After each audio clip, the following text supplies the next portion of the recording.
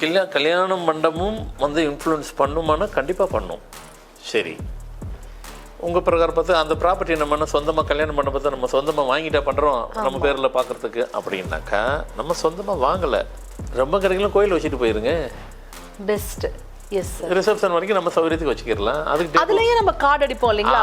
அது ரிசப்ஷன் தானே, நம்ம அன்னைக்கு ஃபார்மாலிட்டிஸ்லாம் ஒன்றும் இல்லையே, அது கெட் டுகெதர் தானே. ஆங்கிலத்தில் சொன்னால் கெட் டுகெதரு. நாம் தாலி கட்டுறதுங்கிறது என்ன நினைக்கிறோம்னாக்கா, மஞ்சள் கயிறு இருக்குங்க எடுத்தாங்க இருந்துச்சுங்க கொடுத்தாங்க கட்டிட்டேன் அப்படிங்கிறதுலாம் இல்லை.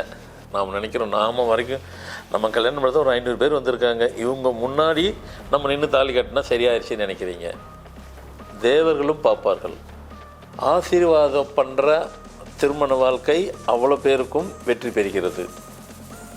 தேவர்களுடைய ஆசீர்வாதம் இல்லாதவர்களுடைய வாழ்க்கை தான் வெற்றி பெறாமல் போகிறது.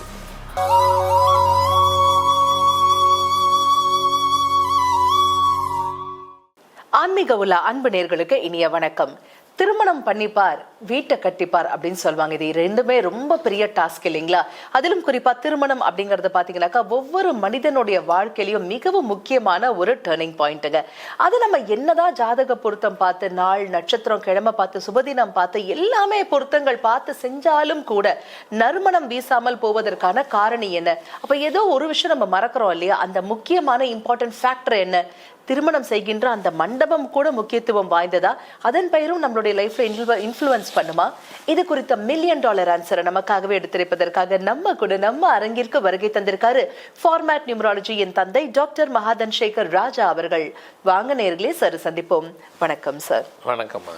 சார், நாங்கள் வந்து பேர் பொருத்தம், ஜாதக பொருத்தம், மன பொருத்தம், குடும்ப பொருத்தம் இருக்கிற எல்லா பொருத்தமும் பார்த்துதான் சார் நல்ல நாள்ல நல்ல சுப தினத்துல நல்ல மேட்ச் ஆகக்கூடிய ஒரு நேரத்துல வந்து திருமணம் செய்யறோம் சார். ஆனாலும் கூட பாத்தீங்கன்னாக்கா அந்த வாழ்க்கையில வந்து நிறைய பிரச்சனைகள் விரிசல்கள் வருது இல்லைங்களா? அப்போ ஏதோ ஒரு விஷயம் நம்ம கவனிக்க மறக்கிறோம். எனக்கு ரொம்ப நாளா இந்த சந்தேகம், அதாவது திருமணம் செய்கின்ற அந்த இடம் கூட முக்கியத்துவம் வாய்ந்ததாக இருக்கணுமா? அந்த மண்டபத்தின் பேர் கூட இன்ஃப்ளூயன்ஸ் பண்ணுமா சார்? கண்டிப்பா பண்ணும். அப்போ அந்த மண்டபத்துடைய பேரு அப்படின்னு பாத்தீங்கன்னாக்கா இப்போ நம்மளுடைய சொந்த இடம் கிடையாது, ஜஸ்ட் திருமணம் மட்டும் தான் பண்ணிக்கிறோம். ஆனா அது கூட அவ்வளோ ஒரு இன்ஃப்ளூயன்ஸ் பண்ணுமா? அப்புறம் இன்னொரு கேள்வி கூட நீங்க சேர்த்து கூட கேளுங்க. ஓலா வண்டியில போறோம், நம்ம சொந்த வண்டி இருந்தா கூட சமயத்துல ஓலா வண்டி எடுக்கிறோம், வாடகை வண்டி எடுக்கிறோம். அப்ப அந்த வண்டி கூட நம்ம டேட்டுக்கு பத்து கணக்கு பார்க்கணுமா? கரெக்ட். அப்படி கூட கேட்டுக்கலாம். ஆமா சார். நீங்க கேட்கலன்னாலும் நான் உங்களுக்கு சார்பில் கேட்கறேன். நம்ம 2 பேருமே கேட்கலன்னா கூட பாக்குறோம், கேட்பேன். ஆமா, உட்காந்துட்டு கேமரா முன்ன உட்காந்து நம்ம பேசுறாங்க. இப்போ ஓலா வண்டிலாம் போறோம், அதுனா நம்ம கணக்கா பார்க்க போறோம். எல்லா கேள்வியும் வெவ்வேறு இடத்துல இருந்து வந்தாலும் வெவ்வேறு மனசுக்குள்ள இருந்து வந்தாலும் வெவ்வேறாக இருக்கும். ஆனா பதில் எப்படி வருதுன்னு பாருங்க. Yes sir.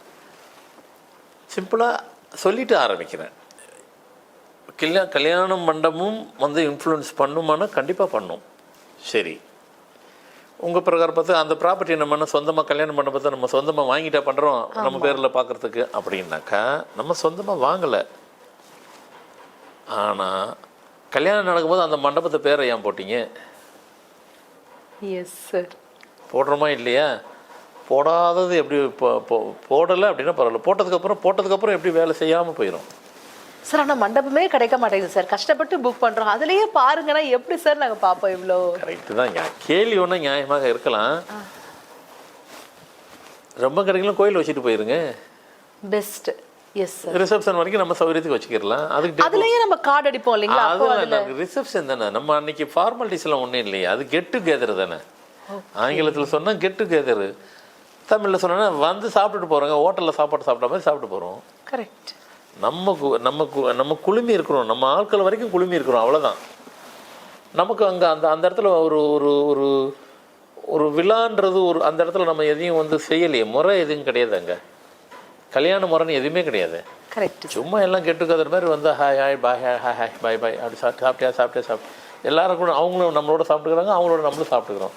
சாப்பிட்டுட்டு போகிறதுக்கு ஒரு இடம், அது கல்யாண மண்டபம் இல்லை ஹோட்டல், அவ்வளோதான் அந்த இடம். ஏன்னா கல்யாணம் போது தாலிலாம் கட்டுறோம், அதுக்கு சாங்கியம் இருக்குது, வழிமுறை இருக்குது. நாம் தாலி கட்டுறதுங்கிறது என்ன நினைக்கிறோம்னாக்கா,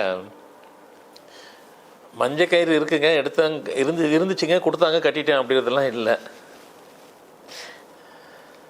நாம் செய்கிற ஒவ்வொரு விஷயத்துக்கும் அங்கே தேவர்கள் நமக்கு வாழ்த்துவார்கள். அவர்கள் பார்த்து கொண்டு இருக்கிறார்கள். நாம் நினைக்கிறோம் நாம் வரைக்கும் நம்ம கல்யாணம் பண்ணுறது ஒரு 500 பேர் வந்திருக்காங்க, இவங்க முன்னாடி நம்ம நின்று தாலி கட்டினா சரியாயிருச்சுன்னு நினைக்கிறீங்க. தேவர்களும் பார்ப்பார்கள். பசுமாடு கண்ணி ஈணும்போது தேவர்கள்லாம் சுற்றி நிற்பாங்க. ஒவ்வொரு மனிதன் வாழ்க்கையிலையும் தாலி கட்டும்போது தேவர்களும் இருந்து ஆசீர்வாதம் பண்ணுவார்கள்.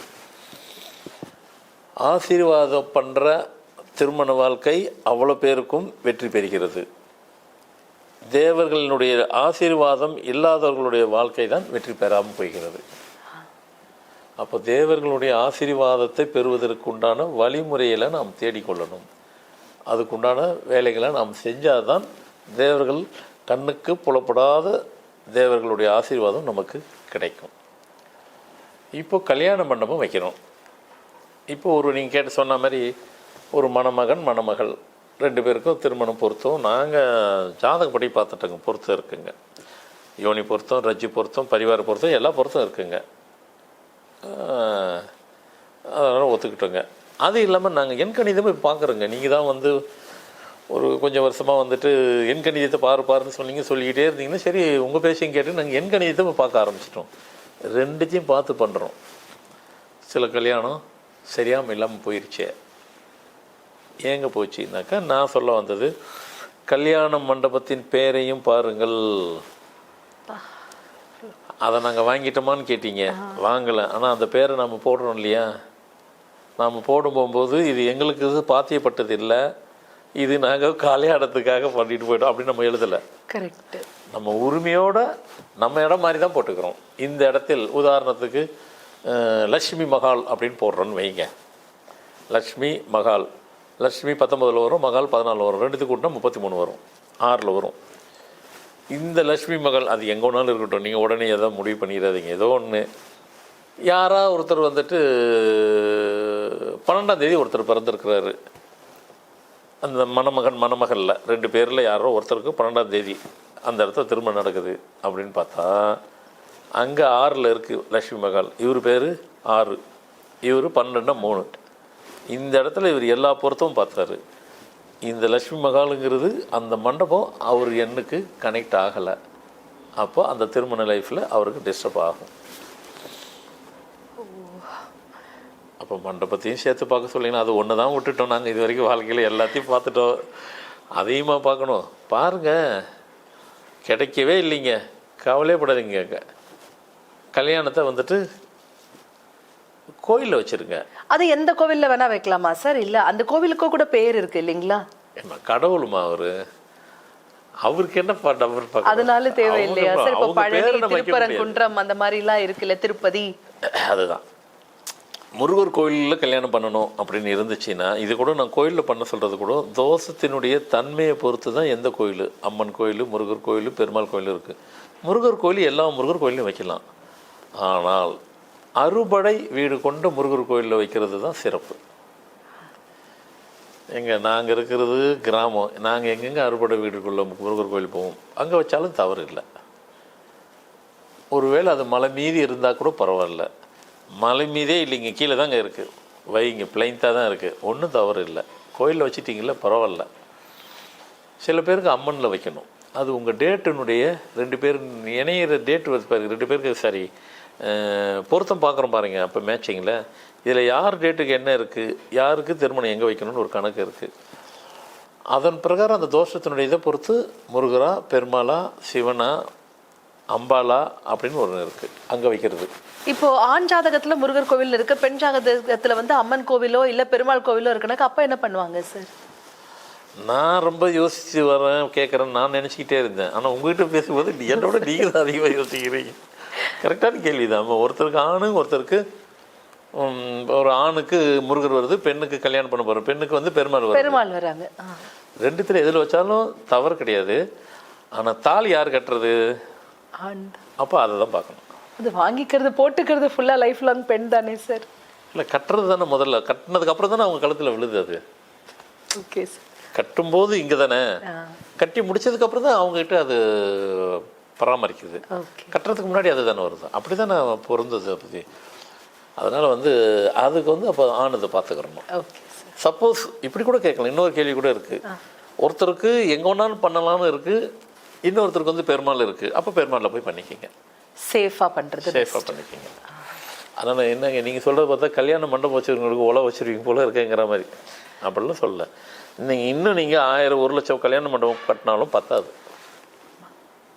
என்ன சொல்கிறீங்க? Correct sir. இன்னும் எத்தனை மண்டபம் வச்சாலும் பத்தாது. காரணம், கல்யாணம் நடக்கிறதுக்கு போகும்போது மண்டபம் வந்துட்டு இந்த பாப்புலேஷனுக்கு உண்டான மண்டபம் வச்சுருக்கிறோம் நம்ம கண்டிப்பாக கிடையாது, ஷார்ட்டேஜில் தான் இருக்குது. அதனால் வந்து கல்யாண மண்டபம் எத்தனை இருந்தாலும் பத்தாது. அதனால தான் இந்த ஸ்டார் ஹோட்டல்லாம் பார்த்தீங்கன்னாக்கா பெரிய பெரிய ஸ்டார் ஹோட்டலில் 10, 15, 20 அவங்களே மகள் குட்டி மகள் நிறைய வச்சுருக்குறாங்க. வேறு என்ன பண்ணுறது? உங்கள் கெப்பாசிட்டி எவ்வளோ? 100 பேர் தான். அப்போ அந்த மண்டபம் வச்சுக்கோ, அந்த மகளில் வச்சுக்கோ, இதெல்லாம் வச்சுக்கோன்னு அவங்களே பிரிச்சுட்டாங்க. நாங்கள் கொஞ்சம் பெருசாக இருக்குது, அது போய் எடுத்துக்கோம். ஸோ நம்ம அதெல்லாம் பிரிச்சுக்கிட்டாங்க, எல்லாம் வச்சுருந்தாங்க. ஒன்றும் தவறு கிடையாது. நமக்கு எது வசதிப்படுதோ அதை வச்சுக்கலாம். இப்போ நீங்களே பேசிட்டீங்க. இப்போ நீங்களே சொல்லுங்கள், இப்போ ஸ்டார் ஹோட்டல் வைக்கிறப்ப ஹோட்டல் அதை பார்ப்பீங்களா? மண்டபத்தை சொல்லிட்டீங்க, இப்போ நானே சொல்லிட்டேன். இப்போ நான் தான் பதில் தரலடா. ஏன் பார்க்கக்கூடாது? நம்ம தான் பேரை போடுறோம்ல. அப்போ ஹோட்டலும் பார்க்கணும், அது உள்ள இருக்கிற மண்டபத்தை மஹாலோட பேரும் பார்க்கணும், ரெண்டுமே பார்க்கணும். நம்ம சேஃப்டி தாங்க எல்லாமே. ஓ, வாழ்க்கைங்கிறது வந்து நம்ம அந்த பேர் நீங்கள் சொன்ன மாதிரி இப்போ இன்னும் இப்போ ஒரு கேள்வி கேட்டீங்க, அந்த ப்ராப்பர்ட்டியை நம்ம என்ன வாங்கிட்டா கல்யாணம் பண்ணுறோம்? வாங்கலை, ஆனால் உங்கள் கல்யாண பத்திரிக்கையில் அந்த பேரை போடுறீங்க இல்லையா? என்னங்க இப்படி சொல்லிட்டீங்க? நாங்கள் ஏற்கனவே கல்யாணம் ஆகிறதே பெருசு, இதுக்கே நாங்கள் பல நைட்டு தூங்காமல் இருக்கிறோம். தூங்காமல் இருந்து தான் கல்யாணமே பண்ணியிருக்கிறோம். பல நைட்டு நாங்கள் தூங்கலை, யோசித்து ஒரு வழியாக பையனுக்கு பொண்ணு கிடச்சிது, பொண்ணுக்கு பையன் கிடச்சிது. இது ரெண்டும் கிடச்சி கூட மண்டபம் கிடைக்கல, அதுவும் ஒரு வழியாக கிடச்சிது. இப்போ இதையும் பாருங்கள், நாங்கள் எங்கே போகிறது? கவலையே படாதீங்க. கல்யாண மண்டபமே நான் வச்சே ஆகணும், நான் பார்க்க மாட்டேன், எனக்கு பார்க்குறதுக்கு எனக்கு வேறு வழி தெரியல, நான் செஞ்சே ஆகணும் அப்படின்னு நீங்கள் பிளான் பண்ணிவிட்டு அப்படின்னு ஒரு ஐடியா இருந்ததுனாக்கா, அதை அதனுடைய பவரை உடைக்கணுன்னாக்கா ஒன்றும் பெரிய விஷயம் இல்லை. அது யாருக்கு பாத்தியப்பட்டதுங்கிறது எழுதிருங்க, போட்டுட்டு அந்த மண்டபத்தை பிராக்கெட் பண்ணிடுங்க. பிராக்கெட் பண்ணாக்கா அது நம்ம கவுண்ட் ஆகாது. அது எப்படிங்க பிராக்கெட் பண்ண மட்டும் அதுக்குள்ளே தானே இருக்குது. அதுக்கும் ஒரு எக்ஸ்பிளைன் பண்ணேன். நான் எல்லாத்துக்கும் உங்களுக்கு ஒரு டெஃபினிஷன் கொடுப்பேன், ஒரு விளக்கம் கொடுப்பேன். இப்போது உங்கள் பேர் ஏதோ ஒரு பேருக்கு முன்னாடி உங்கள் இனிஷியலே எம்ஏ, அதான் இனிஷியலு. உங்கள் பேர் உங்கள் இனிஷியல் எம்ஏ, வேலை செய்யுமா? செய்யும்.